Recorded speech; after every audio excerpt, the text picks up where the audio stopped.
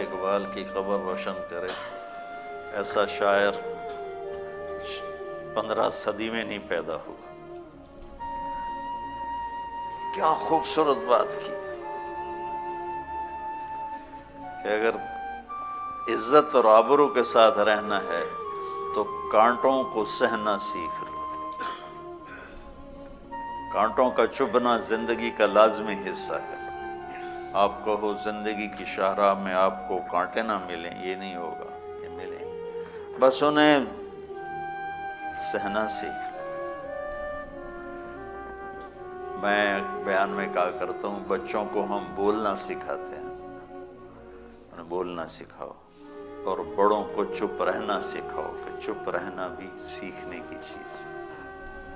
اور خاص طور پر ایک فارسی کا محاورہ ہے، مولوی عام باشد کے چپ نہ شود۔ مولوی اسے کہتے ہیں جو چپ نہ ہو، جسے بولنا ہی بولنا ہے، چاہے اسے خود بھی سمجھ میں نہ آ رہا ہو کہ میں کیا کہہ رہا ہوں۔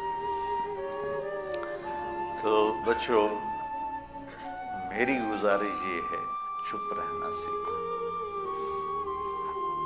بڑی سے بڑی ناگواری کو پی جاؤ، سہ جاؤ، تو کانٹوں سے الجھ کر زندگی کرنے کی خو کر لے۔ جو لوگوں کے منفی رویوں کو برداشت کرے، بیوی سے، بچے سے، بھائی سے، بہن سے، بیٹے سے، چھوٹے سے، بڑے سے، جہاں سے بھی کانٹا آ رہا ہے اسے اپنی ترقی کا ذریعہ سمجھ کے برداشت کرے، نکال کے اپنے سفر پہ گامزن ہو جائے، تو اللہ تعالیٰ کا ایسا غیبی نظام اس کے ساتھ چلے گا کہ ساری دنیا دیکھے گی۔